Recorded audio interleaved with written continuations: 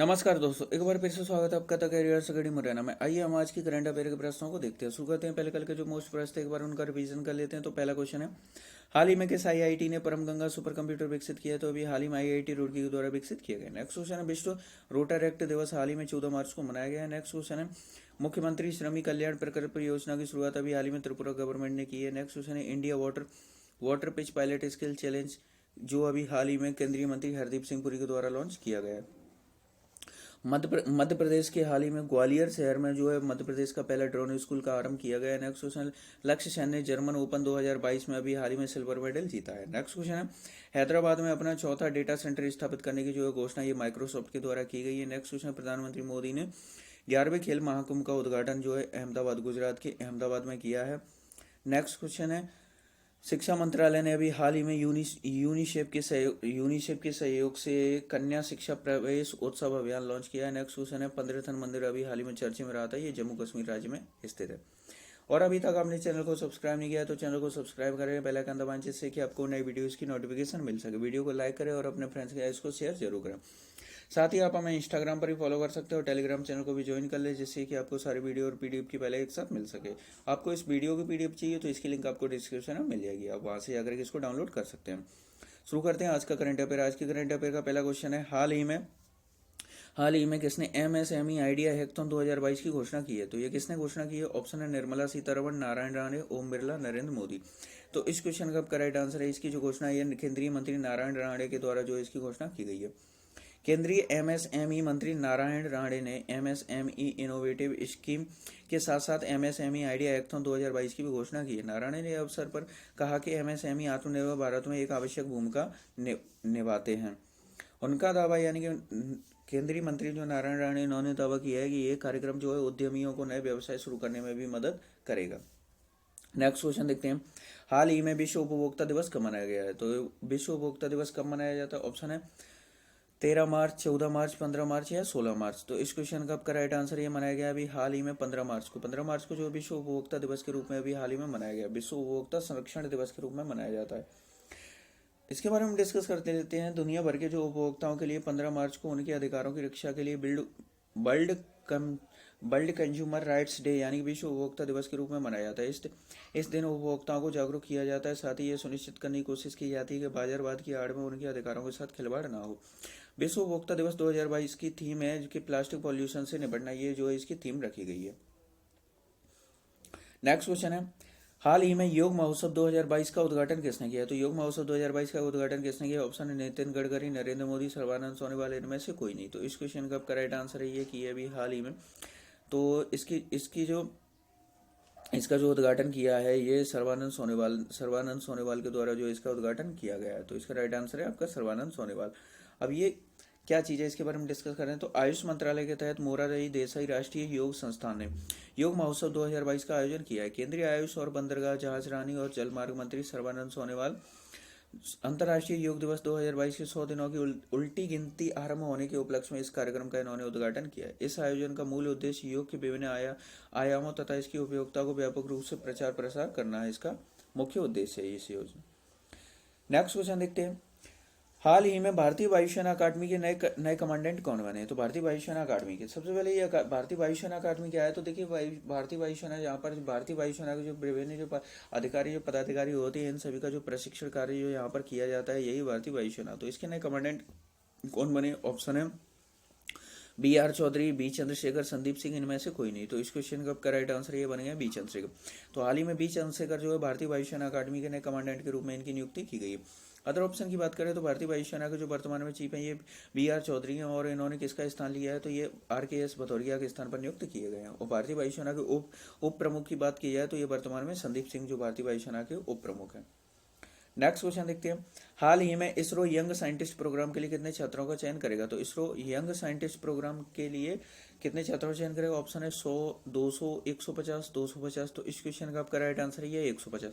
तो 150 छात्रों का इसरो यंग साइंटिस्ट प्रोग्राम के तहत जो 150 छात्रों का चयन करेगा। भारतीय अंतरिक्ष अनुसंधान संगठन इसरो ने कक्षा 9 के छात्रों के लिए विशेष कार्यक्रम युवा विज्ञान कार्यक्रम की शुरुआत की है। इसरो ने पंचायत क्षेत्र स्थित स्कूलों में पढ़ने वाले छात्रों को विशेष वेटेज देने की भी जो है इसमें जो है घोषणा की है। और यहाँ पर अब देखिए इसरो के द्वारा किया गया, तो इसरो की जो फुल फॉर्म बनती है इंडियन स्टैंडर्ड रिसर्च ऑर्गेनाइजेशन, इसकी फुल फॉर्म बनती है। इसरो के जो वर्तमान जो चीफ हैं, ये कौन है? वर्तमान चीफ है इसके एस सोमनाथ है। एस सोमनाथ जो वर्तमान में इसके चीफ हैं, और इन्होंने किसका स्थान लिया है? तो ये के सिवन के स्थान पर नियुक्त हुए हैं, डॉक्टर के सिवन के स्थान पर नियुक्त हुए हैं doctor S Somnath. Next question देखते हैं।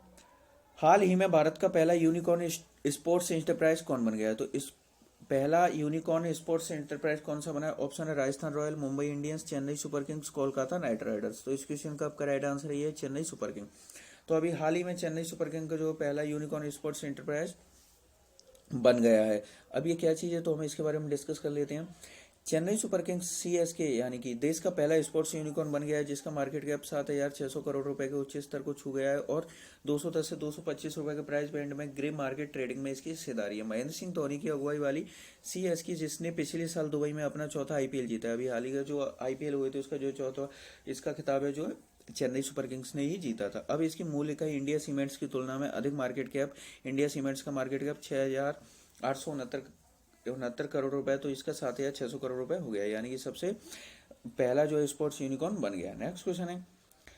हाल ही में चार धाम परियोजना समिति का नया अध्यक्ष किसे नियुक्त किया है? तो चार धाम परियोजना समिति का जो नया अध्यक्ष किसे नियुक्त किया है? ऑप्शन है Anurag Thakur, justice AK Sikri, justice NV Ramana, Bhupendra Yadav. तो इस क्वेश्चन का आपका राइट आंसर है ये जो नियुक्त किए गए, ये किए गए justice AK Sikri. Justice AK Sikri को चारधाम परियोजना समिति का नया अध्यक्ष के रूप में नियुक्त किए गए। अदर ऑप्शन की बात करें तो अनुराग ठाकुर जो केंद्रीय खेल मंत्री हैं, जस्टिस NV रमणा भारत के वर्तमान में चीफ जस्टिस हैं, भूपेंद्र यादव जो है पर्यावरण मंत्री हैं।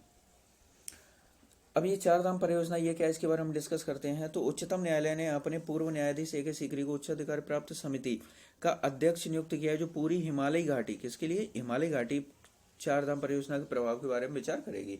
और जस्टिस AK सीकरी ने जो है प्रोफेसर रवि चोपड़ा का स्थान लिया है। प्रोफेसर रवि चोपड़ा ने अपनी इच्छा से जो है यहाँ पर रिजाइन कर दिया है, जिसके बाद इनकी नियुक्ति की गई है। नेक्स्ट क्वेश्चन है। हाल ही में एयर इंडिया के नए अध्यक्ष कौन बने? तो एयर इंडिया के नए अध्यक्ष किसे बनाया गया? ऑप्शन है इल्का रायची, एन चंद्रशेखरन, चेतन घाटे, इनमें से कोई नहीं। तो इस क्वेश्चन का आपका राइट आंसर ये है एन चंद्रशेखरन। एन चंद्रशेखरन जो है एयर इंडिया के नए अध्यक्ष के रूप में नियुक्त किए गए हैं। और एयर इंडिया के MD एंड CEO की बात की जाए तो MD एंड CEO जो इसके इल्का रायची जो है इसके वर्तमान में MD एंड CEO इसके हैं वर्तमान में। और एयर इंडिया देखिए जो पहले जो इसकी स्थापना, एयर इंडिया की जो स्थापना ये टाटा ग्रुप के द्वारा ही की गई थी। किसने की थी? इसकी स्थापना जो है टाटा ग्रुप के द्वारा ही की गई थी, लेकिन बाद में इसको जो भारत सरकार ने इसका अधिग्रहण कर लिया था। लेकिन अब इसके काफ़ी समय के बाद जो है इसको टाटा ग्रुप ने इसको वापस से इसको भारत सरकार से खरीद लिया है। तो वर्तमान में जो एयर इंडिया ये टाटा ग्रुप के स्वामित्व में है। नेक्स्ट क्वेश्चन है। हाल ही में प्रदीप कुमार रावत किस देश में भारतीय उच्चायुक्त नियुक्त किए गए? तो किस देश में भारतीय उच्चायुक्त बने? ऑप्शन है नेपाल, चीन, श्रीलंका, मालदीव। तो इस क्वेश्चन का आपका राइट आंसर है, इसका राइट आंसर ये है चीन। चीन में जो अभी हाल ही में प्रदीप कुमार रावत जो भारतीय अगले उच्चायुक्त के रूप में इनकी नियुक्ति की गई है। अब चीन की बात हुई है अब यहाँ पर चीन की बात हुई है तो हम चीन के बारे में डिस्कस कर लेते हैं कि चीन जो एशिया का जो है क्षेत्रफल में सबसे बड़ा देश है। चीन की जो राजधानी है 13 देशों के साथ इसका चीन का जो बॉर्डर है 13 देशों के साथ जो है चीन का जो बॉर्डर लगता है। भारत से बात की जाए तो भारत से जो है भारत के जो 5 राज्यों की सीमा लगती है चीन के साथ। चीन की राजधानी बीजिंग है। चीन के राष्ट्रपति शी जिनपिंग है। ई कचरे का दुनिया का सबसे बड़ा उत्पादक देश चीन है। और प्लास्टिक कचरे की बात की जाए तो यहाँ पर अमेरिका सबसे बड़ा उत्पादक देश है, कचरा उत्पादक। हाई स्पीड मैग्लेट ट्रेन का जो है सफलतापूर्वक परीक्षण चीन ने किया है। चीन ने स्कूलों में विदेशी पाठ्यक्रम को रोकने का भी फैसला किया है। न्यू डेवलपमेंट बैंक का जो मुख्यालय चीन के जो है शंघाई शहर में स्थित है। चीन के रोवर ने अभी हाल ही में चंद्रमा की दूसरी तरफ कांच के 2 गोले देखे हैं। नेक्स्ट क्वेश्चन देखते हैं। हाल ही में किस राज्य सरकार ने पहली बार बाल बजट पेश किया है? तो पहली बार बाल बजट पेश किया है किस राज्य सरकार ने किया? ऑप्शन है उत्तर प्रदेश, मध्य प्रदेश, हरियाणा, हिमाचल प्रदेश। तो इस क्वेश्चन का आपका राइट आंसर है तो यह है मध्य प्रदेश। मध्य प्रदेश गवर्नमेंट के द्वारा जो बजट पेश किया गया है इसमें जो है बाल बजट का भी जिक्र किया गया है। तो इसके बारे में हम डिस्कस कर लेते हैं। मध्य प्रदेश में पहली बार सरकार ने वार्षिक वित्तीय योजना के हिस्से में एक रूप में एक बाल बजट पेश किया है, जिसमें शिक्षा सहित 17 विभागों की 220 योजनाओं के लिए 57,800 करोड़ रुपए का आवंटन किया गया। इस योजना में 18 वर्ष से कम उम्र के बच्चों को लक्षित किया गया। अब मध्य प्रदेश की बात हुई है तो मध्य प्रदेश के राज्यपाल मंगूभाई छगन भाई पटेल है। मध्य प्रदेश के मुख्यमंत्री शिवराज सिंह चौहान है। मध्य प्रदेश के मुख्य न्यायाधीश आर बी मलिमथ है। ई पंजीकरण सेवा की शुरुआत मध्य प्रदेश पुलिस विभाग के द्वारा की गई है। हबीबगंज में पहला रेलवे कोच वॉशिंग प्लांट लगाया गया और हबीबगंज रेलवे स्टेशन का नाम बदल करके जो है रानी कमलापति स्टेशन कर दिया गया। और भारत का एकमात्र रेलवे स्टेशन है हबीबगंज रेलवे स्टेशन, जिसको जो है ISO सर्टिफाइड है। और जो हबीबगंज से न्यू दिल्ली के लिए जो शान भोपाल एक्सप्रेस चलती है, ये भी ISO सर्टिफाइड ट्रेन है। और मुख्यमंत्री राशन आपके द्वारा योजना की शुरुआत जो है मध्य प्रदेश गवर्नमेंट के द्वारा की गई है। मध्य प्रदेश और राला मंडल अभ्यारण्य जो है, इसमें नाइट सफारी की शुरुआत की गई है। कहाँ पर? नाइट सफारी की शुरुआत की गई है। एक जिला एक उत्पाद अभियान की शुरुआत भी यहाँ पर की गई। नेशनल पार्क की बात की जाए तो कान्हा-केसरी, बांधवगढ़, पन्ना पेंच नेशनल पार्क यहाँ पर स्थित है। पेंच नेशनल पार्क से अगर आपको कुछ रिलेट हो रहा हो तो यहाँ पर जो मोगली लैंड, जो ब्रिटिश शासनकाल में जो यहाँ पर मोगली नामक मानव भेड़िया देखा गया था, इसलिए यहाँ पर मोगली लैंड स्थापित किया जा रहा है। अभ्यारण्य की बात की जाए तो नौरादेवी जो सबसे बड़ा अभ्यारण्य मध्य प्रदेश का सरदारपुर गौ अभ्यारण्य, सैलाना अभ्यारण्य। गौ अभ्यारण्य की बात की जाए तो यहाँ पर ये विश्व का एकमात्र पहला जो है गौ अभ्यारण्य बनाया गया, जो मध्य प्रदेश के आगरमालवा जिले में स्थित है। बीना में जो है रेलवे का पहला सौर ऊर्जा संयंत्र लॉन्च किया गया है अभी हाल ही में। बीना कहाँ पड़ता है? मध्य प्रदेश के सागर जिले में पड़ता है। मध्य प्रदेश के ग्वालियर में जो पहला ड्रोन स्कूल का भी शुभारंभ किया गया है, मध्य प्रदेश का ये पहला है। अब आपके लिए जो डेली एक्स्ट्रा क्वेश्चंस लेकर आते हैं, टॉप क्वेश्चंस, उनको हम डिस्कस करते हैं। कॉन्स्टिट्यूशन की 10 क्वेश्चंस हैं।